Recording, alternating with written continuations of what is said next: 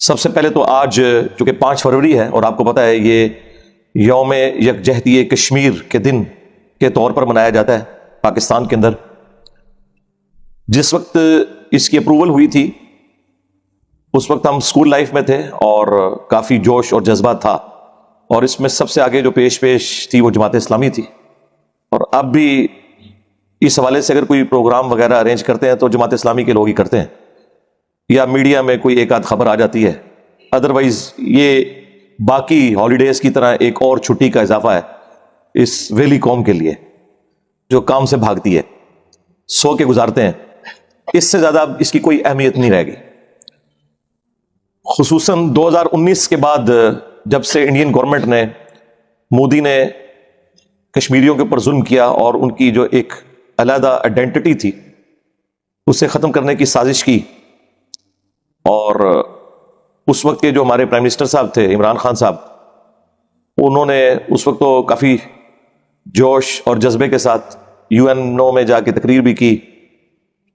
اس کے بعد انہوں نے قوم سے یہ عہد بھی لیا کہ ہفتے میں ایک دن ہم آدھا گھنٹہ دیا کریں گے کشمیریوں کے لیے تاکہ اس کاز کو زندہ رکھا جائے. لیکن وہ بھی زیادہ عرصہ چل نہیں سکا. الٹیمیٹلی اب تو آلموسٹ یہ ٹاپک جو ہے وہ بیک فٹ پہ جا چکا ہے. حالانکہ دنیا کے چند خطے جہاں پر کمیٹڈ مسلمان اگر موجود ہیں تو ان میں ٹاپ آف دا لسٹ اگر کوئی جگہ ہے تو وہ انڈین آکوپائڈ کشمیر ہے. ہمارا تو چونکہ ریئل ٹائم ان سے انٹریکشن رہتا ہے دعوت و تبلیغ کے حوالے سے. ہمارے لائف سٹوری سیشنز کے اندر انڈیا سے جتنے بھی لوگ آ کے اپنی لائف سٹوریز سناتے ہیں جو اس دعوت حق کے ساتھ اٹیچ ہوئے، ان میں سب سے بڑا جو پورشن ہے وہ انڈین آکوپائڈ کشمیر کے رہنے والوں کا ہے. الحمدللہ پاکستان سے باہر دنیا کے کسی بھی ملک میں سب سے زیادہ اگر دعوت حق کے حوالے سے قرآن و سنت کی آواز پہ لوگوں نے لبیک کہا تو وہ انڈین آکوپائڈ کشمیر کے لوگ ہیں. ہماری دعائیں ان کے ساتھ ہیں ہمیشہ سے الحمدللہ. ہر پاکستانی کا دل ان کے ساتھ دھڑکتا ہے. پاکستان میں حکومت کسی کی بھی ہو، جہاں تک پاکستانیوں کا سوال ہے تو وہ کشمیر کے لوگوں کو اپنی دعاؤں میں یاد رکھتے ہیں. ہر حوالے سے اپنی جو سپورٹ ہے سوشل میڈیا پہ ہو، پولیٹیکل لیول کے اوپر ہو، اخلاقی طور پر ہو، وہ جاری رکھتے ہیں الحمدللہ. اور چونکہ وہاں پہ مسلمانوں کی پرسیکیوشن ہو رہی ہے، مسلمان وہاں ایک طرح سے مائنورٹی ہیں اگر پورے انڈیا کو دیکھا جائے، تو وہ اپنے ریلیجن کے ساتھ بھی کافی کمیٹڈ ہے.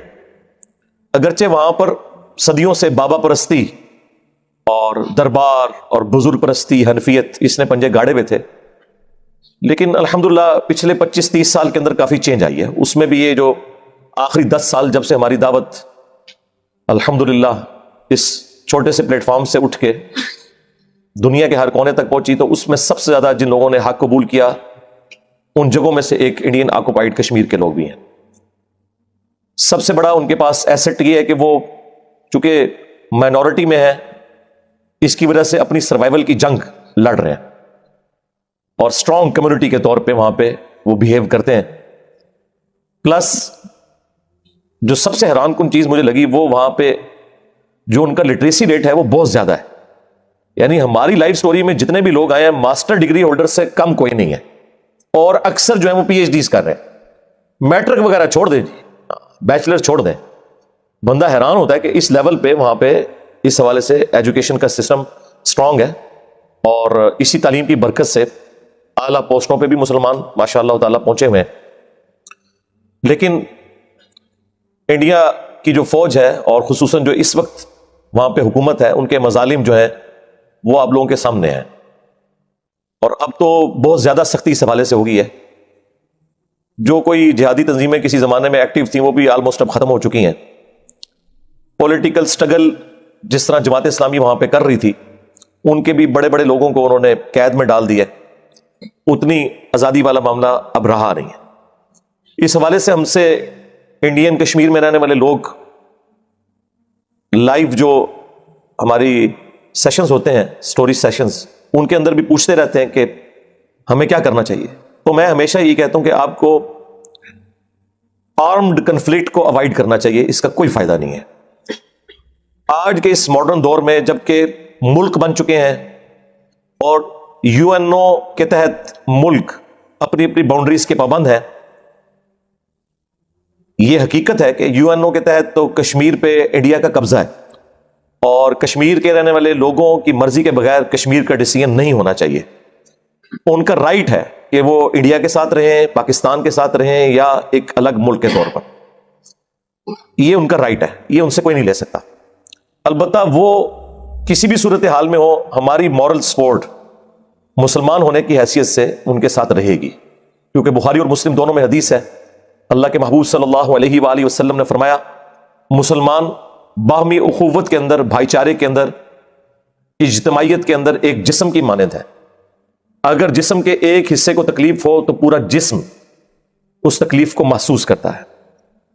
حتیٰ کہ مسلم شریف میں آیا کہ اگر آنکھ میں درد ہو تو جسم رات کاٹ کر گزارتا ہے, کہ تکلیف تو آنکھ میں ہوتی ہے لیکن پورا جسم اس تکلیف کو محسوس کرتا ہے.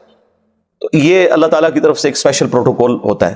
تو ہم بھی کشمیری بھائیوں کے لیے دعا کرتے ہیں کہ اللہ تعالیٰ انہیں دنیا میں جو بظاہر یہ ایک بہت بڑی تکلیف سے گزرنا پڑ رہا ہے ان کے لیے آسانی کی کوئی راہ نکال دے. اللہم احسن عاقبتنا فی الامور کلہا واجرنا من خزی الدنیا وعذاب الآخرہ. اللہم ربنا آتنا فی الدنیا حسنہ وفی الآخرۃ حسنۃ وقنا عذاب النار. ربنا آتنا من لدنک رحمہ وہیئ لنا من امرنا رشدا. آمین. بہرحال وہاں کے رہنے والے مسلمان بھائیوں سے میں ریکویسٹ کروں گا کہ خدا کے لیے کوئی ایسی ایکٹیویٹی جذبات میں آ کے پرفارم نہ کریں کہ جس کی تکلیف باقی مسلمانوں کو کاٹنی پڑے. قرآن میں سورۃ الانفال میں واضح آیا کہ جس قوم کے ساتھ تمہارا معاہدہ ہے تم اس سے جنگ نہیں کر سکتے جب تک کہ اعلانیہ معاہدہ توڑ کر ان کی طرف پھینک نہ دو. اور اسی کانٹیکسٹ میں ایک حدیث ہے سنن ابی داؤد کے اندر, جامعہ ترمذی کے اندر, کہ حضرت معاویہ رضی اللہ تعالیٰ عنہ کے دور ملوکیت کے اندر مسلمانوں اور رومنز کے درمیان ایک ٹریٹی تھی. جنگ یرموک کے فوراً بعد اسی سال جنگ قادسیہ میں اللہ تعالیٰ نے پرشین امپائر بھی مسلمانوں کی جھولی میں ڈال دی.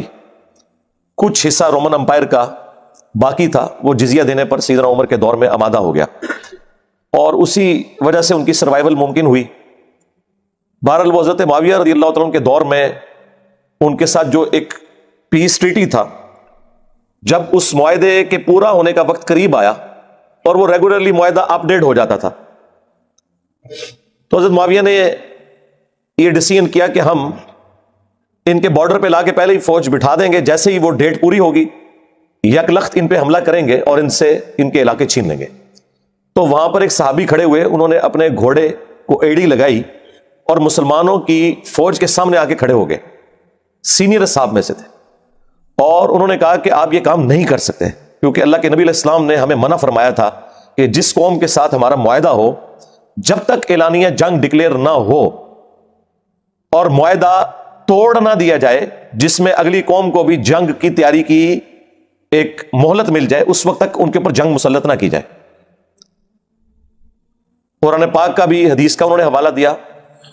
تو اس ایک بندے کی وجہ سے حضرت معاویہ رضی اللہ تعالیٰ عنہ کو اپنا ڈیسیژن واپس کرنا پڑا. آپ اندازہ کریں وہ لوگ جو ہمیں کہتے ہیں جی محبت اور جنگ میں سب کچھ جائز ہے, ان کے منہ کے اوپر یہ تماچا ہے کہ اسلام میں محبت اور جنگ میں سب کچھ جائز نہیں ہے.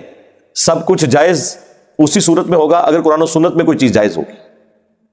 صحیح بخاری میں نہیں آتا کہ معاہدہ لکھا جا رہا تھا, اسی دوران اسی سہیل ابن عمرو کا بیٹا ابو جندل مسلمان ہو کر بیڑیوں میں جکڑا ہوا وہاں پہ آ گیا. انہوں نے کہا نہیں, آپ کمٹ کر چکے ہیں کہ اگر ہماری طرف سے کوئی بندہ آپ کے پاس آئے گا آپ اسے واپس کریں گے, اور آپ کی طرف سے کوئی بندہ آئے گا ہم واپس نہیں کریں گے. اگرچہ یہ اس وقت وہ زیادتی کر رہے تھے, لیکن نبی علیہ السلام نے اس عہد جو کہ ابھی ٹرانزیشن پیریڈ میں تھا, ڈاکومنٹیشن فائنل نہیں ہوئی تھی, آپ نے ایکسپٹ کر لیا. اور آپ صلی اللہ علیہ وآلہ وسلم نے ابو جندل کو دعا دی اور کہا کہ ٹھیک ہے تم چلے جاؤ. آپ نے تو نہیں فرمایا کہ ابھی محبت اور جنگ میں سب کچھ جائز ہے, آپ نے کہا ٹھیک ہے میں اب یہ معاہدہ کر چکا ہوں. خیر اللہ تعالیٰ نے اس میں سے کیا خیر نکالنی تھی, انا فتحنا لک فتحا مبینا. صلح حدیبیہ کو تو اللہ تعالیٰ نے روشن فتح قرار دے دیا, اور پھر وہ اسلامک ہسٹری کا ہیرو ابو بصیر رضی اللہ تعالیٰ عنہ سامنے آئے. ان پہ آپ میرا تفصیلی کلپ دیکھ لیں. وہ معاہدے کی شرائط جو کہ بظاہر مسلمانوں کے حق میں نہیں تھیں, انہی شرائط کو مسلمانوں کی فتح کا سبب بنا دیا. الحمدللہ واللہ خیر الماکرین. یہ اللہ کی خفیہ تدبیر تھی. ہم ہر بات کو جی غیر مسلموں کی سازش ہے. یار غیر مسلم نے تو سازش ہی کرنی ہے نا آپ کے خلاف. آپ کی طرف سے انہوں نے حج اور عمرے ادا کرنے ہیں, صدقہ اور خیرات کرنا ہے اللہ کی راہ میں انہوں نے. آپ کیا کر رہے ہیں؟ اور اب آپ دیکھ لیں یہ ایک مصیبت آ کھڑی ہوئی ہے. اور یہاں ہمیں مطلب ایک کہانیاں کروائی جاتی ہیں کہ جی وہ جی آج بھی ہو ابراہیم سا ایمان پیدا, آگ کر سکتی ہے اندازے گلستان پیدا. جی جناب بالکل, انشاءاللہ نہ ابراہیم جیسا ایمان ہوگا اور نہ کبھی آگ ٹھنڈی ہوگی. یہ شیرہ تو باہر نکلو اللہ سے بندے ہو. معجزات کا کوئی لینا دینا نہیں ہے. عام کیسز کے اندر وہ انبیاء کے ساتھ خاص ہیں. اس کے بعد بھی اگر کرامت زیادہ سے زیادہ یہ ہو سکتی ہے کہ اللہ تعالیٰ کسی کی دعا قبول کر لے. ادروائز دنیا کو اللہ نے اسباب کے ساتھ جوڑا ہوا ہے میرے بھائی. رومنز اور پرشینز کے خلاف صحابہ کرام نے باقاعدہ جنگیں کی ہیں. یار ہزاروں مسلمان اس میں شہید ہوئے ہیں, تب جا کے وہ کامیابیاں ملی ہیں. نگاہ مار کے کچھ نہیں ہوا, ہاں خالی دعائیں کرنے سے کچھ بھی نہیں ہوا.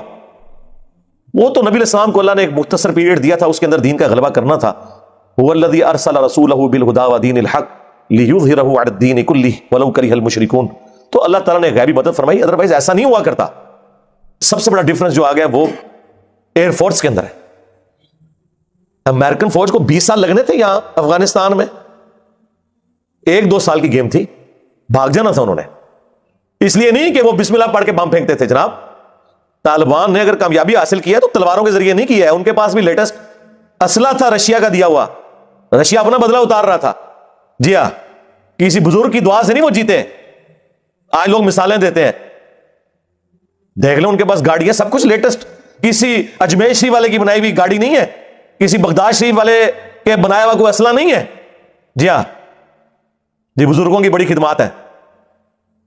تو تب وہ غالب آئے لیٹسٹ اسلحے کی بنیاد پہ. لیکن 20 سال لگے ہیں صرف اس وجہ سے کہ طالبان مار کھاتے تھے ایئر فورس کے اندر. ادروائز امریکن 1 سال نہیں وہاں نکال سکتے تھے.